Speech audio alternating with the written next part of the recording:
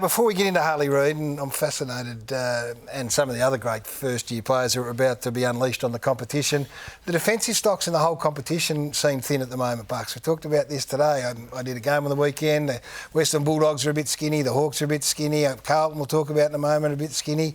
Are we seeing a different kind of defender coming through? I think so, and it came up when we were looking at the analysis going into the season. You know, one thing that popped up was how many medium-sized key defenders were actually in the best 50 players of comp. So this is the 100x rating, which is basically backs against backs, forwards against forwards, and how you go above expectation. And these players all stood out as above expectation across the whole competition. So Nick Blakey was rated as the 5th best player in the whole competition, all roles. So the things are rated on how you win the footy, where you win it, and what you do with it. So it's not just getting a footy and kicking it sideways to a mate 15 metres. These blokes take the game on an aggressive style as well. So having a really big key defender who's an aerial player, I think is not as essential as it was 10 years ago, 20 years ago. I think you need to have ground level agility, even if you are the tallest defender in your team.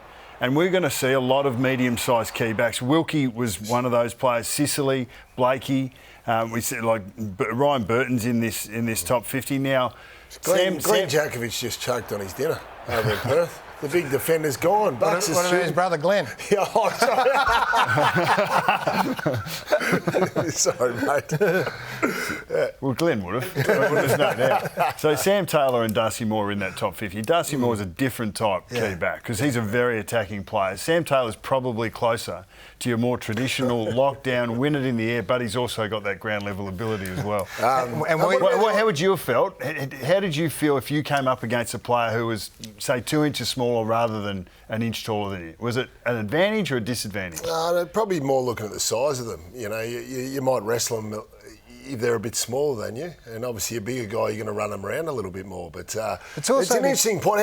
What about the All-Australian selection? Like, where was the challenging question around the All-Australian table? Because obviously you've got your big defenders and your mediums. Well, if you imagine you've got 2 small backs, 2 mediums and 2 keys, it was so much harder to push the mediums out. In fact, they were contending for one of the key back spots. So that's probably what I'm getting to. There's going to be... You need one big fella as a lockdown, potentially, but I reckon we're going to see Swans, we're going to see Hawthorn, we're going to see maybe Western Bulldogs play with their tallest defender maybe as a 6'3", 6'4", which is not traditionally what we've had running around. I think it's also with the way the ball comes in. Like back in the day, you just put your 2 big dogs, the full-back and the full forward, and then kick it in, and it was a battle of strength. Now there might be one at most. Then Blakey will get away with playing on a 6'4", 6'5", because he's 6'3" himself and mobile. Well, when you kick into a pack these days, you're not kicking to a 2.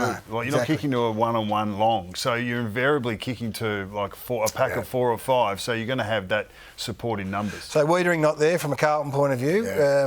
How do you think that? I've got 3 watches for Carlton. Okay, so the weight of expectation goes. That's a big challenge. Now, I know you can argue about that weight of expectation last year, but they didn't play in the finals the year before. So they're coming off a prelim final berth. So how they handle that's going to be a real challenge for Michael Voss, how he coaches the team and how the players cover it. So the 3 challenges, you mentioned the injuries, Gaz, so Wiedering and Walsh. We saw what happened in Geelong last year. They Walsh misses at least 2 now. They've key players, 2 of their most important players, not their 2 most important. The turnover game, which we'll get into a little bit more in the next segment, but they've had an issue with the turnover game. Yep. If you're not a good turnover team, you can't win the premiership. History tells you that. Yep. So they need to start to punish teams on turnover and stop playing that safe football. That's number 2. And number 3 is the big boppers. Harry Mackay, what's he done over the off-season to be able to handle the pressure of kicking goals? The Roosters. Hey, the Roosters goes. Termed it last year. Harry's paid to kick goals. He's got to be able to go back and handle the pressure. And Charlie had a poor final series last year. So how has he recovered from that? What has he learned from that? And can he go back out and play some great footy like he did during the home and away season last year? So they're the 3 watch for me during Carlton's season as to whether they can go all the way to the promised land. Well, they're playing against a team who did pretty well with a couple of Roosters in Hipwood and Danaher last year. Remember the definition? They can coexist in the same paddock as long as they're not going for the same food. I've just made that up. Let's talk about Harley Reid. I'm fascinated with it. The footy world's fascinated with Harley, not as much as the West Australian newspapers are fascinated with him. Bucks, And Brownie, you both came into the game with a lot of hype around you, Brownie, because of your background and your dad and the Brisbane connection, and Bucks, for obvious reasons. It pales into what this bloke's being confronted with at the moment. And I've spoken to people in Western Australia, I've spoken to people who've walked through airports with him and just seen him get mobbed.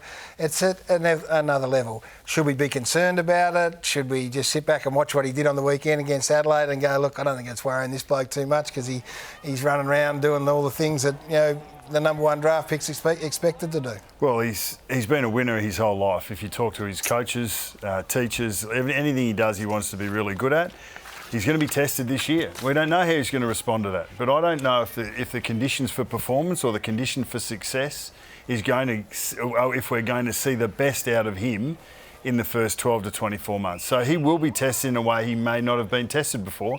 And for an 18-year-old kid, that's understandable. Because of the team around him. Potentially, yeah. And if you put him against some of the other top 10 picks, the environment he's going into is going to be a lot more difficult to perform in than some of the ones that they've Or he might be that damn good that he just elevates himself on the way through. The thing is with these blokes, and we'll have a look at some of the others, never have I seen them more comfortable to, what it used to be like when you first started playing, you get the ball in your hand, you just want to get rid of it. You didn't want people looking at you, you didn't want to make a mistake.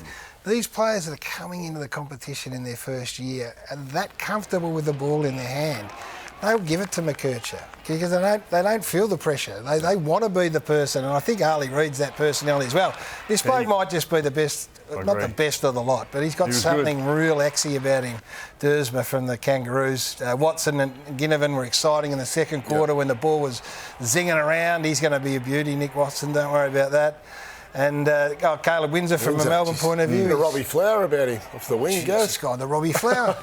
It's one of the best things about the Pracky games is to actually see the young players come through, and we focus on it so heavily through the draft that we actually get them to see them sort of lace up, wear the colours, and then show us show us their wares. It's just unbelievably exciting, and we put no limits on them now, and we can go back to Nick Dacos, obviously, who set another benchmark for first-year players who, you famously said he would have been playing senior footy the year before, so that's the quality that's coming through. I watched a bloke on Saturday night against the Hawks from the Western Bulldogs, Riley Sanders, who looked every inch a player who says, no, I'm not here to make up numbers. Well, and Luke Beveridge actually said of Riley Sanders before the game that he's as advanced as he's seen any young player in his time. Now, he's coached at Collingwood, he's coached at Hawthorn during periods of success and at Western Bulldogs for a long period, and he had Marcus Bontempelli come through too.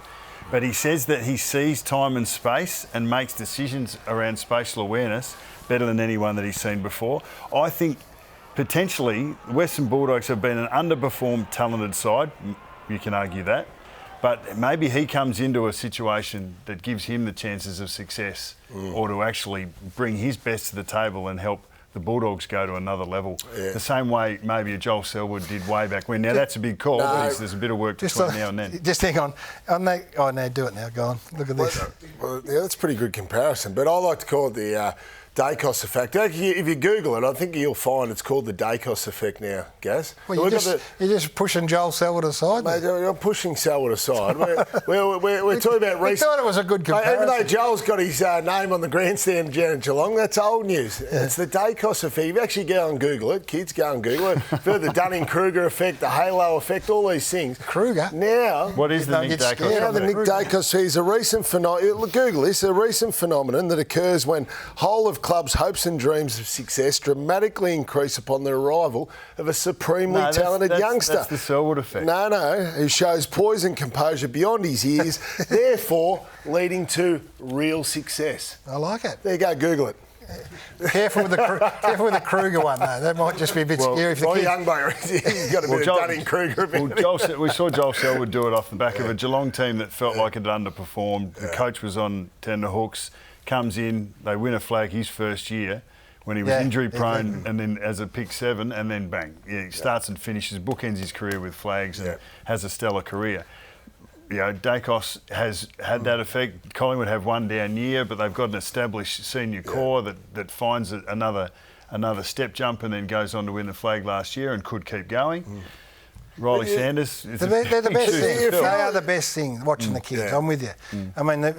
We've got to get up for practice matches and we know that, and the real stuff starts this weekend. But, Yeah, watching Sanders and watching Windsor go through and watching Dersma just float in and do a couple of things. But there is some buoyancy about the Western Bulldogs now when they've copped a few whacks, haven't they? All of a sudden they're up and We'll find about. out in a moment.